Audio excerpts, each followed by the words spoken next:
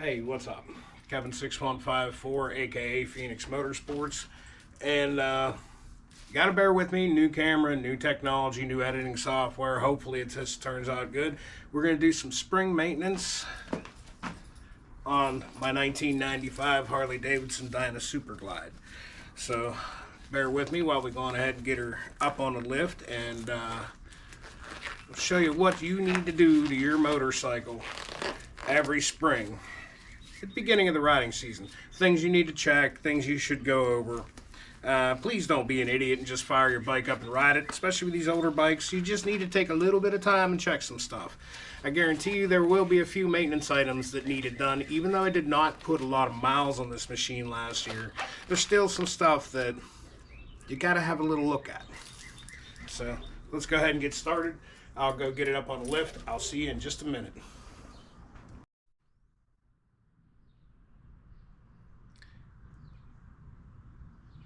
Okay, so first things first, get your bike up on a stand. You don't got to do this. I do it because now I don't have to hunch over and bend over as far. So I just use this good old cheap Harbor Freight's motorcycle lift. I have literally had this thing for about 8 years. I have had 1,000-pound touring motorcycles on it.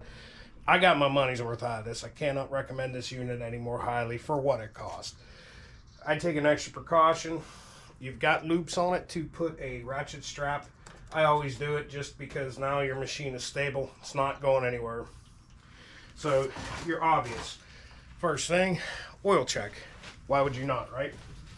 Now, I changed the oil in this bike, oh my lord, maybe 800 miles ago.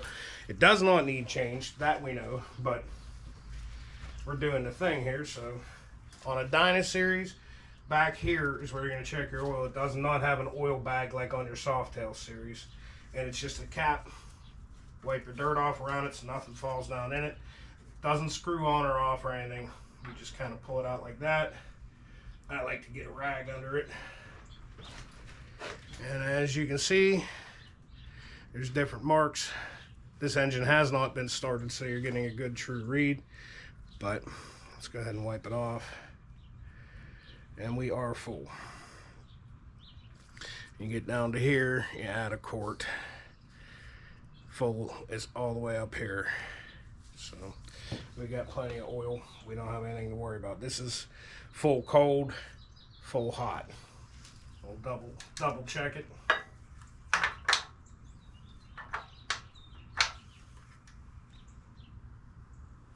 Yep, we're right up to here, and hopefully the camera picks it up. That's the cold mark.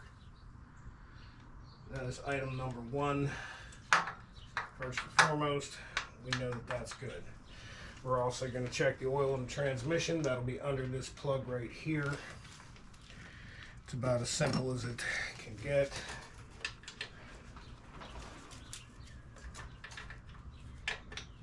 Nope. Might have been a good idea for me to lay out my tools beforehand, huh? Made this a little quicker. I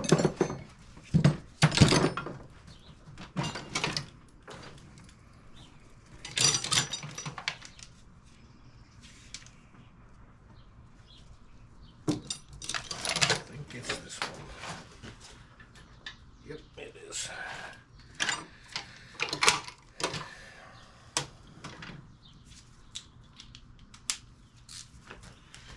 And an important thing, both with the engine oil and the transmission oil, you want your bike level, not on the side stand. It's a mistake a lot of people make. You'll overfill. Overfilling leads to blown seals. You don't want that. So sitting up on this motorcycle jack, she's level.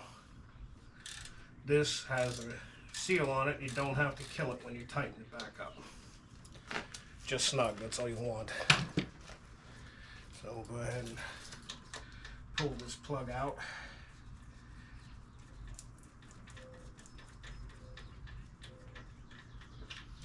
Now the verdict's out on this. Some people say, well, according to Harley Davidson, you run 2050 in the engine and the transmission and the primary.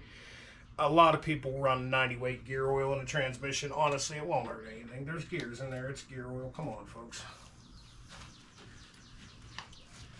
And you can see here we're definitely good. We're in between full and add. Let's wipe it off and double check. And as you can see, it's still that beautiful honey color. This motorcycle had a three-hole oil change done to it.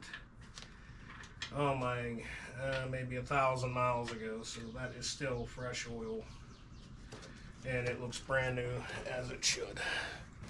Let's go ahead, thread the plug back in. Okay, we'll go ahead and take it back out.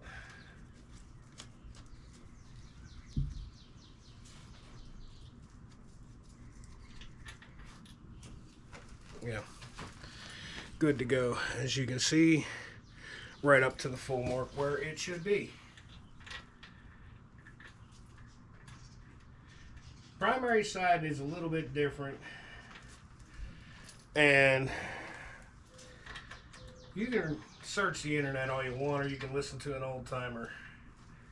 I prefer to listen to an old timer, and basically what that is when you open your primary, which you're going to see later on in this video, what you're going to want to see is that the oil's just above the chain. I'm going to go ahead and cut this right here and get some tools out. We're going to check the air cleaner next. Alright, we're back. So, next thing, air cleaner. Granted, this is an S&S Super E carburetor, aftermarket carburetor on this bike, but it goes without saying that if you don't know how to get into your air cleaner to check it, just take your bike to a shop or someone like me. But whatever, this is crucial. Gotta do it. Grab one of these. I love these things, these little magnet trays. As you're taking things apart, your screws, etc., nuts, bolts, washers, just go right in them and stick. And then you don't lose anything.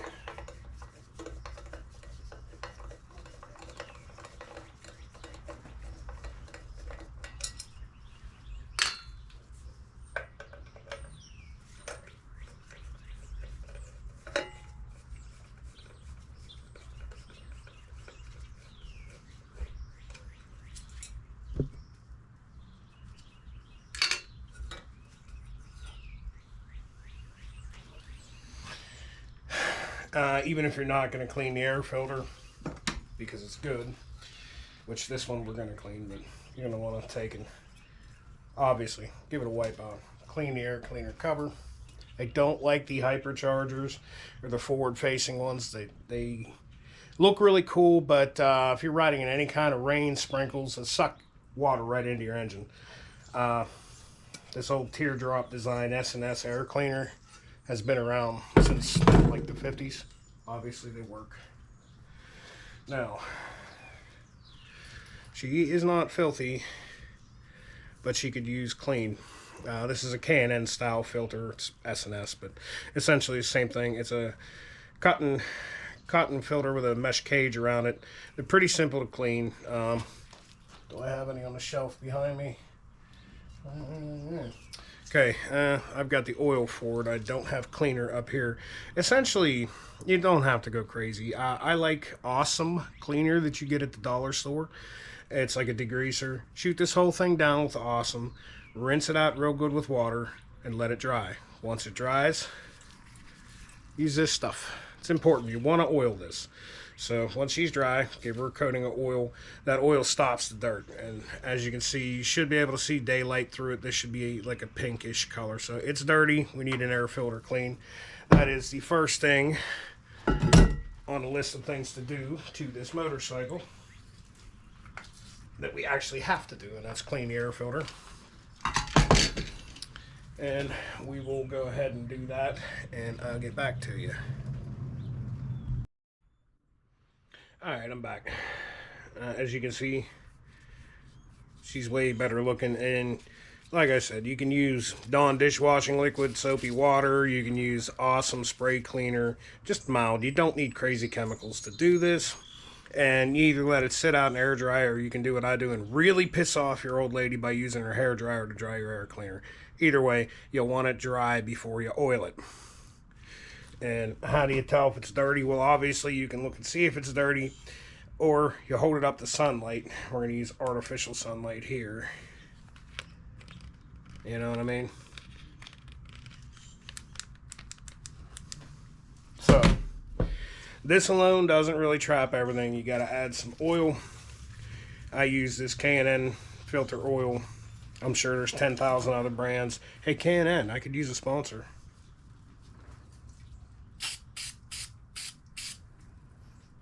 You don't have to go crazy with this stuff, but you need to oil it. You kind of want it to look pink when you're through.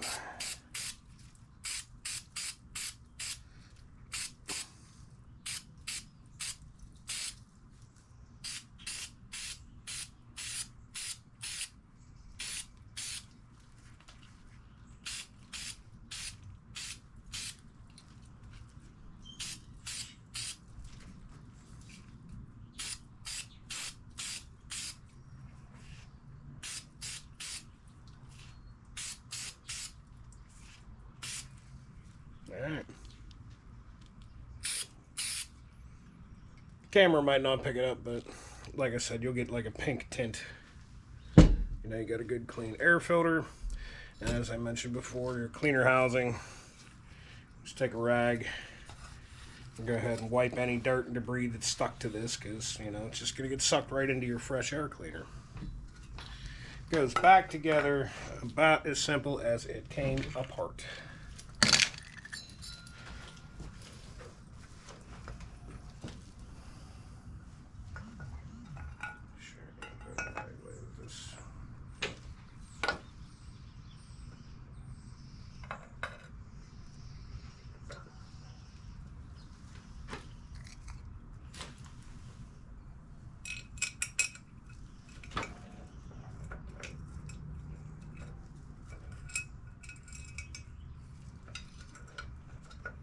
This can sometimes be a double to get lined up.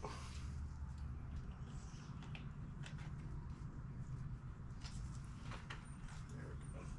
Sometimes it's a little easier to get the air cleaner up over first.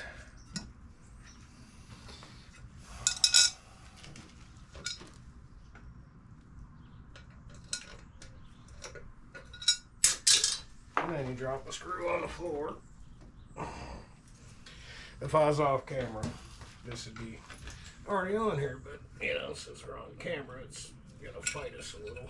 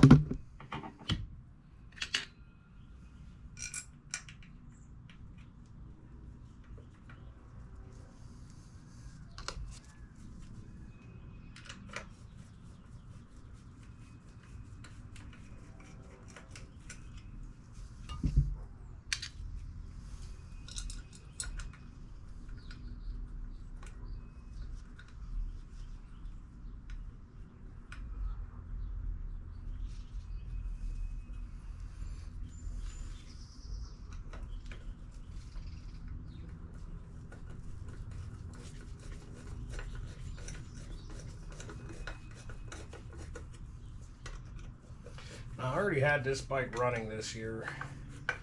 I haven't really put miles on it, maybe 30 miles. I checked the oil, of course, and all that. So this is not the first check for the year.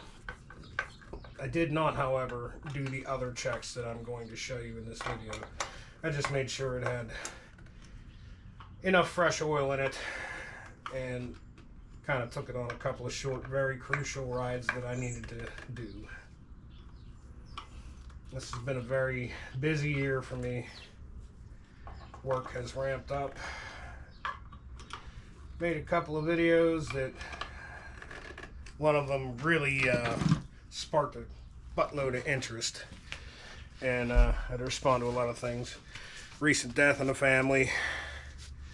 And Mrs. Phoenix Motorsports has had some health issues, so I really haven't had time to give this bike the love that it deserves. Alright. These are the first things. Oil, air filter, right? Okay, let's move on to the other side of the bike and check the things that we absolutely are crucial, need to check before you really put any kind of serious miles on it for the beginning of the year. So I'll check you back in just 1 second. Alright, moving right along here, we're on the other side of the bike. What we're going to have a look-see at right now is the spark plugs. You can determine a whole lot by the look of your spark plug. And if you're watching this and you're new into bikes, this is something you need to learn. If you already are half a mechanic, then you know this already. You can determine the health of your engine. You can determine the tuning of your carburetor. Determine a lot of things about what your spark plugs look like.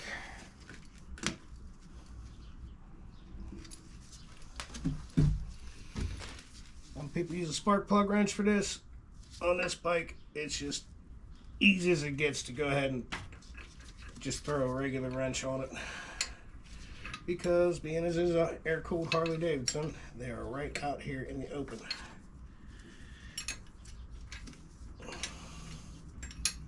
And a gas tank kind of gets in the way of a traditional spark plug wrench and socket, or at least the one that I have. So I just stick a wrench on them.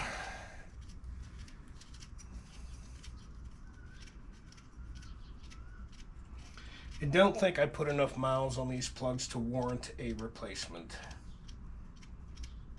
but I want to look at them. The tuning's excellent, she runs good.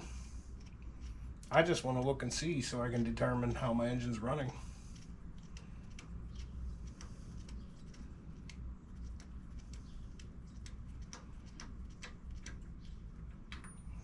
Okay. Coffee with a little cream, and she's running a little bit lean on the idle circuit. Not much. There's no speckles, no signs of detonation. Sorry, but I gotta hold this in the light so I can see it. And the electrode looks good, but I am gonna fatten up the mixture at idle. And if you watch, I have a carburetor adjustment video for this particular carburetor. Being as it's an air-cooled engine, the rear cylinder is directly in line with the front cylinder. The rear cylinder always runs hotter. And in general, when you buy spark plugs, you're going to buy a plug that is 1 notch cooler for your rear, in general. Not everybody does it, but it's an old school trick. And part of the reason why you're seeing that lightness on there is due to that. I was thinking she was running a little lean, but carburetors on this with the Super E can be a little bit finicky, and it takes 1 screwdriver and all of 5 minutes to adjust it. The little bit of riding I did, the engine felt lean, but that will be done later on today. We'll go ahead and adjust that, and I can drop a link in the description of this of exactly how to adjust said carburetor. Now, unless you like helicoiling heads, don't be an idiot when you put your plugs in, okay? Right there, and tap, tap, tap, tap. It's all the tighter she needs to be. You want to get a torque wrench and put it at 15 pounds, you can. I have an automatic torque wrench in my hands. Okay, so that's the front cylinder, or excuse me, that's the rear cylinder. And we're gonna go ahead and do the same thing at the front.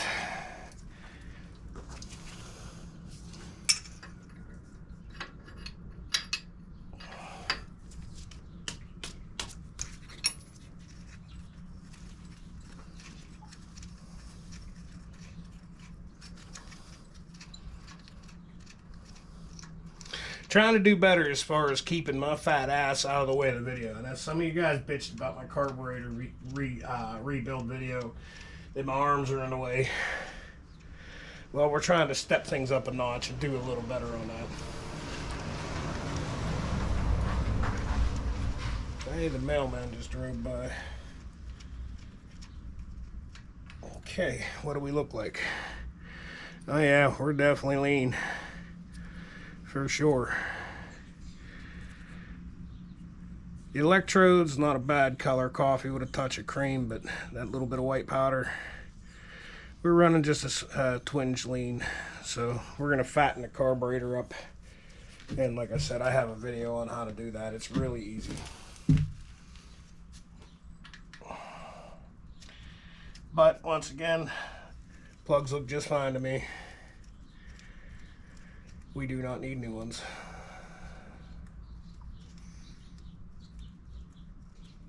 And the cool thing about an old motorcycle like this is it literally talks to you.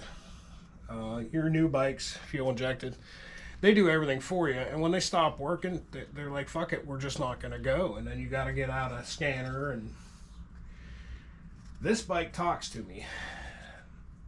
When the engine's cold, before it's fully and completely warmed up, there's a slight hesitation.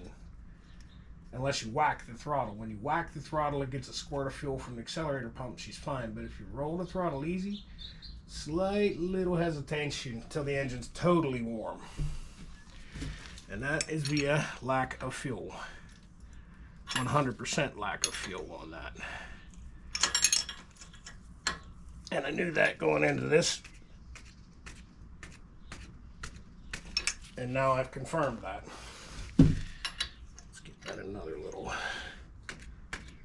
Okay. This is why you check these things. So we've confirmed the spark plugs are good. What we're going to do now is move on to the primary. Check the oil in the primary. We're going to do a clutch adjustment, probably in this video.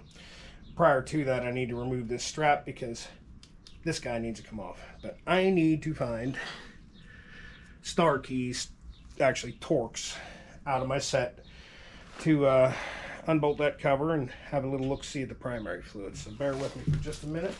I'll be right back. Okay, so what we got kicking now, inside here, this is your primary drive. There's going to be a chain that runs from the clutch to the engine sprocket. And in the bottom of this, there's oil. There's also a nylon shoe that pushes up on the chain to keep it adjusted. Now, I took the liberty of cracking these screws loose just a tick to try to speed this video up. And plus, in the idea of making it a little easier for y'all to see what I'm doing, I'm working around a GoPro, so sorry. I'm probably going to be a little awkward doing this. But higher quality YouTube videos is what I'm trying to give y'all. Now, each one of these screws is going to be a different length. Okay, up front short because that goes into the cover. These ones go all the way through and into the back case of the metal. So when you go to put it back together, you'll want to remember that. I'm sure you'll figure it out.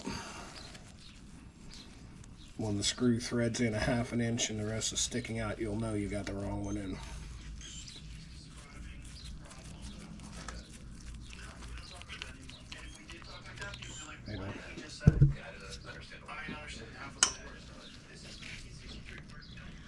It'll be the mailman listening to this podcast as he walks by.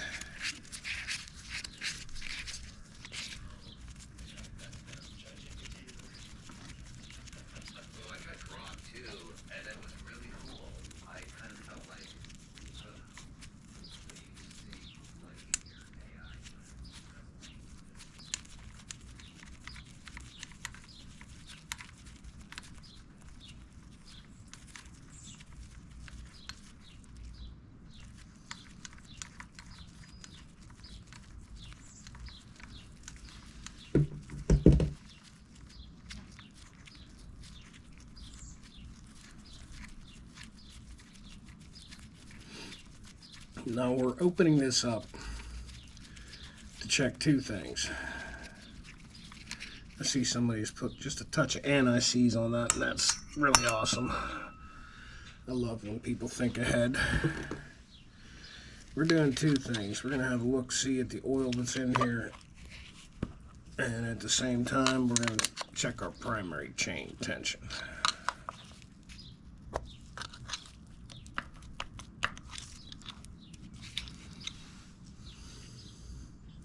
or not. Sorry folks, we had to cut that for a second. Camera was in the way.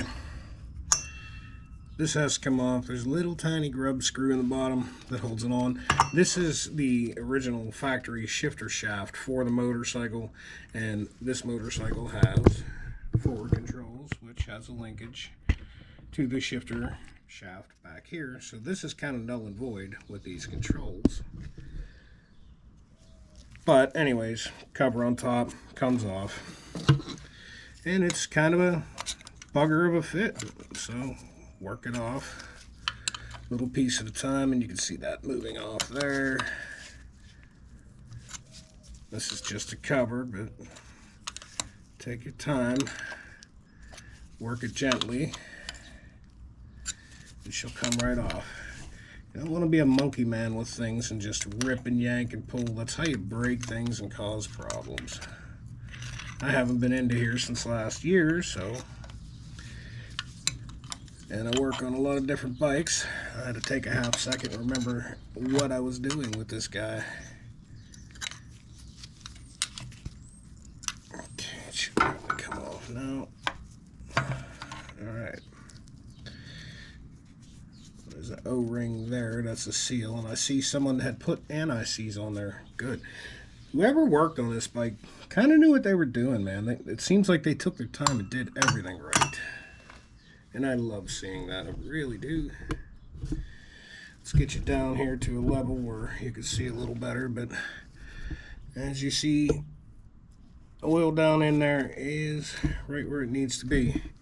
You don't want this full up to the top. You want just enough so that the chain rolls through it, and that'll splash lubricate everything. You fill it up all the damn way like a dum-dum, and what you're going to cause is your clutch to get oiled and slip like a bear and never really do what you want it to do. And our next item to check is the primary chain tensioner, which is that little nylon shoe in there, which this one doesn't look very bad. I can feel it. It's got some wear in it, but it's not bad. I'm going to reach my finger up here and touch the primary chain. You do want slack in it. You don't want it falling apart slack. That's not bad. That's maybe half an inch of slack.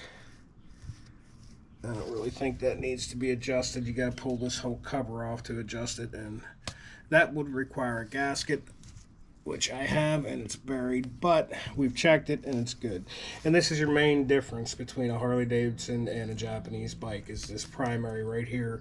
You got an oil change to do inside here, you got an oil change to do in the transmission, and you have an oil change for the engine. They're three separate oils. My Yamaha Roadstar was also set up like that. But the oil level is good on this.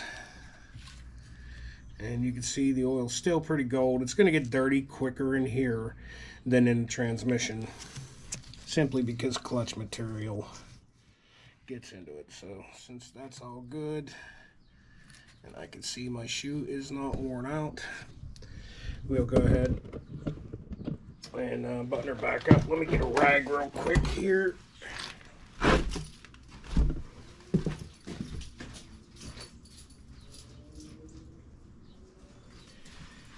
As well as,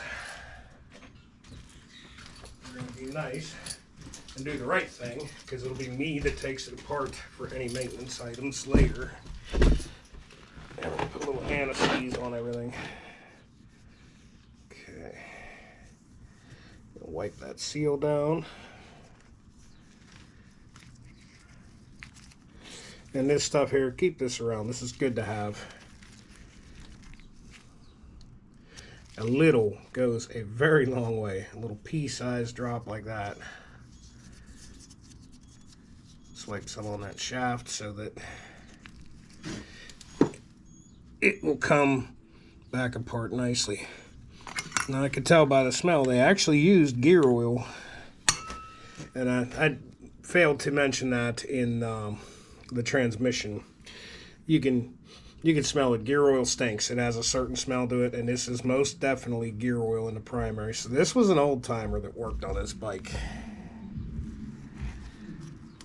As shops will follow Harley Davidson and they'll use 2050,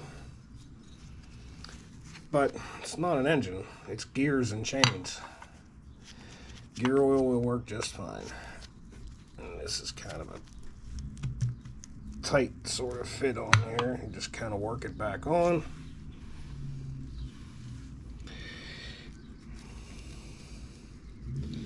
Since we're doing the right thing and putting anti-seize back in, you don't need very much of this stuff at all. Just a little touch like that will go a very long way. And this is probably not going to be opened until I change the oil in about 1,500 miles. We'll open her back up and check the tension on this chain again. And have a look-see at the oil level. It doesn't leak any oil, but just to be sure, we will check the oil level and see what it looks like. And this is kind of the joy of owning these older machines, these old Harley Davidsons. I mean, this is an Evolution Series engine, not a shovel head or a pan head or a knuckle head. So they kind of require like a quarter of the maintenance of one of those old school engines. But you still got stuff you got to check. You got things you got to do on them. And to me, this is like relaxing therapy. It really is. I enjoy doing this stuff. You're hands-on with your bike. You're the one doing the maintenance. You know if something's wearing out. You know, you just had to look-see at that chain. You just had to look-see at the tensioner. You know what condition it is. If it was in bad condition, we would stop this video right now. We would order a new gasket. We would order a new chain. We would order a new tensioning shoe. But this is plenty serviceable, honestly, for like the next 15 to 20,000 miles. But we will look at it again midsummer. Okay, now don't be an idiot. Tighten these down as you go, because number one, you're pushing this over top of this shaft and there is seals on everything, and number two, it's a cover plate. You don't want to bind on it. You want it to go down nice and even and flush. And these do not need to be cranked super tight. It's just an oil cover. It only needs to be snugged. Remember that. Because when y'all bring me your goddamn bikes that you've worked on and you got shit in there so tight and stripped that I'm cursing and throwing hammers across the garage and wanting to kill somebody, yeah. That's why I throw in stupid stuff like that. You know, snug. That's all you need. Snug. Snug. Snug.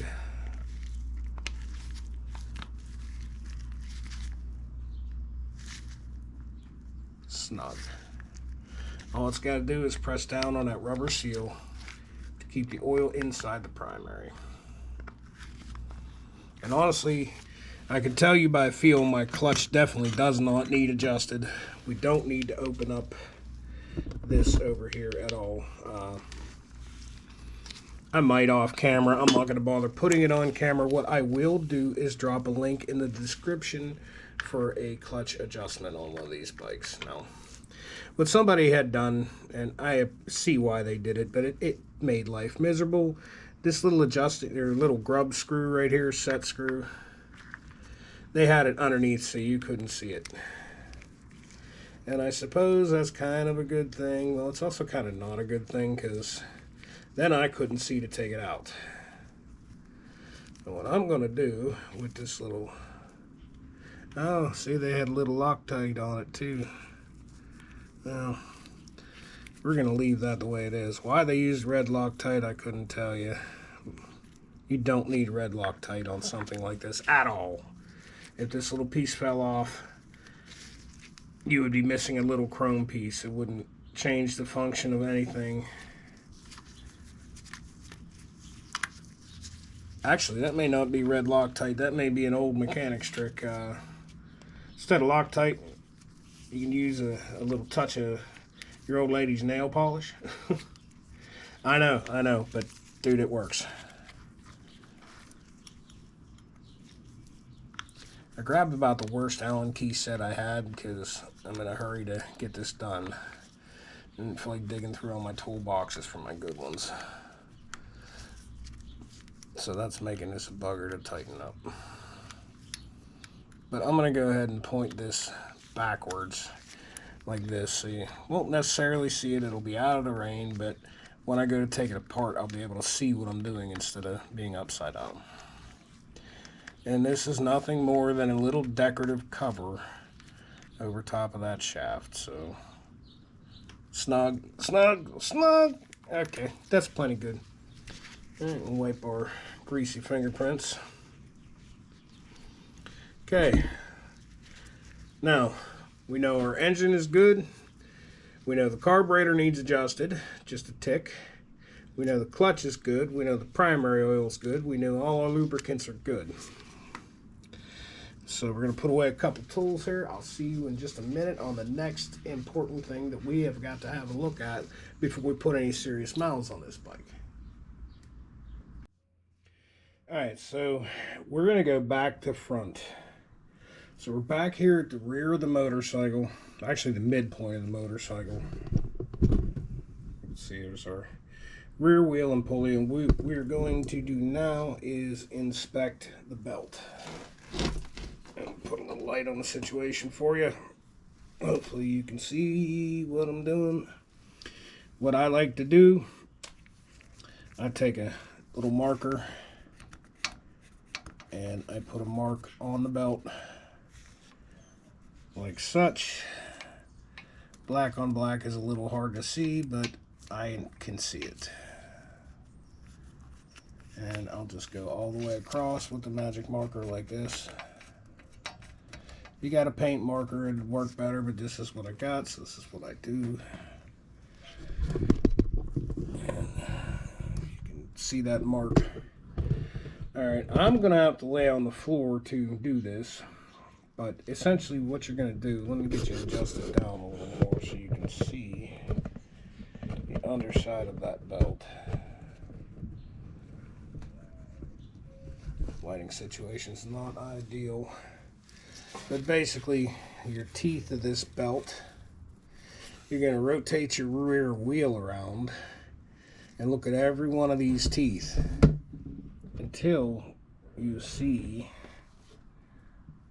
let's see that line I got drawn right there, until you see that line come back around. That's how you're going to know that you've checked the whole belt. So you look at every one of the teeth, you're going to look for cracks, you're going to look for excessive wear, and at the same time you're going to come back here and look at your pulley. You're going to look for any chips in that pulley, any blemishes, anything other than nice, clean, smooth metal, because that'll create a problem that'll shred this belt and you're not going to have a good time. So yeah, let's get the light set up right here so I can see what I'm doing and y'all can somewhat see what I'm talking about.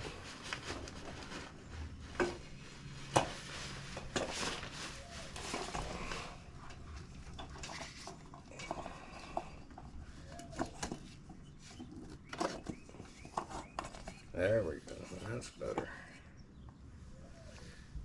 Now you should be able to see that mark real good. But basically, I'm going to crawl up underneath and get a view of this thing, like from this angle here.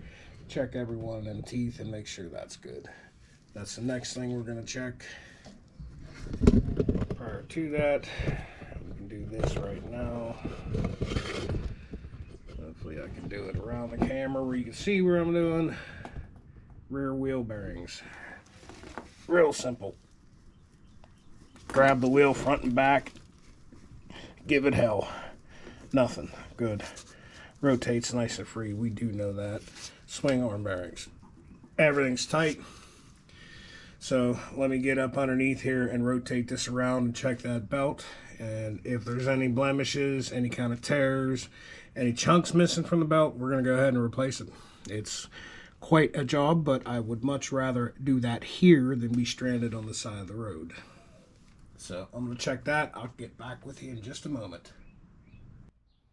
Alright, I apologize if it's slightly shaky camera work, but I really couldn't get a tripod set up good enough to get y'all to see this. But let's have a look at the brake shoes. Pads, excuse me. We got a good bit of life left, but I'm going to say midsummer I'm going to go ahead and change these out. There's life left in them, but I would like to see more. That's the front brake. Going to do the same thing on the rear. I don't really think I need to actually show you that. But essentially, it's about as easy as it gets to check. Stick a flashlight down there and have a look-see. And if you know what it looks like with new pads, you can guesstimate the thickness. It's not like a car where you actually have to remove it and look at them. You can get down inside there and see what you're doing good enough. Next thing on our list is going to be the head bearings. What the head bearings are is down inside here in the frame, steering neck. There's a bearing here and a bearing here. When the bike's firmly locked into the stand, grab the lower fork and the front wheel. There's absolutely no play. That's what you want. You don't want the front end to be stiff, but you also don't want floppiness, because there's an adjustment there. Good deal. The head bearings are good. This is all little stuff that you check so you don't have a problem later on down the road. Because when they get worn out and this flops around like a dead fish or whatever, that'll wear them out quicker. Whereas a quick adjustment, which we don't need to do, but a quick adjustment can make them last longer, as well as taking them apart and greasing them periodically. These ones were done last year. They're pretty much good. Moving forward, let me think. I think we're going to lube up some cables. And I got a pretty easy way of doing that. They make cable lubers. I found a product that actually works really well for this. This is self-explanatory how to do this. I don't think I need to show you. And the idea of keeping this video somewhat short. She's running long as it is. I use this stuff. Everybody has their own way of doing it, and they make cable lubers, but I've been using this for years. It's liquid wrench chain and cable lube. When you spray it out, it comes out thin, like an alcohol thin or acetone thin. Then it dries and sets up and leaves like a kind of a greasy film behind. And it's a very easy way to lube your cables. I think I'd probably drop the bike down before I actually did this, but drop it down. Pull your clutch slightly out of the way. And literally you just shoot it up into there like that. And it'll run down through, and then you can work your clutch. And on your throttle, you basically would do just about the same thing. Pardon the shoddy camera work here. But essentially, split open your throttle with these two screws, and you have very easy access to shoot that lube down inside these cables, and it'll work its way all the way down through. I don't think I need to show you that. That's a very simple, easy thing. And again, I had mentioned about the brakes, how we check the front ones. The rear ones are just as easy to check. We look back down through there with a flashlight, and there you go. That is your spring motorcycle maintenance that I do before I take any of my bikes on anything more than just around the block type stuff. I maintain my own motorcycle. In the state of Pennsylvania, they require you to go to a licensed shop and have an inspection sticker put on, which kind of aggravates me. I've done that. I generally don't. And yeah, I'll pay the $15 fine because you pay them 35 bucks and you know what they do? They look down at your brakes, front and rear. They check your lights, make sure they're working, and they'll look at your tire, front and back, and that's what they do. And that's safety certified to the state of Pennsylvania. Where, as you can see, I take it a step further. I check every little bit. So we're going to go ahead and cut this video here. This is your Harley Davidson spring maintenance and check before any serious riding. Thanks for watching. Kevin6154. Do me a favor. Smash that like button and subscribe button like it owes you money, man. Catch you later.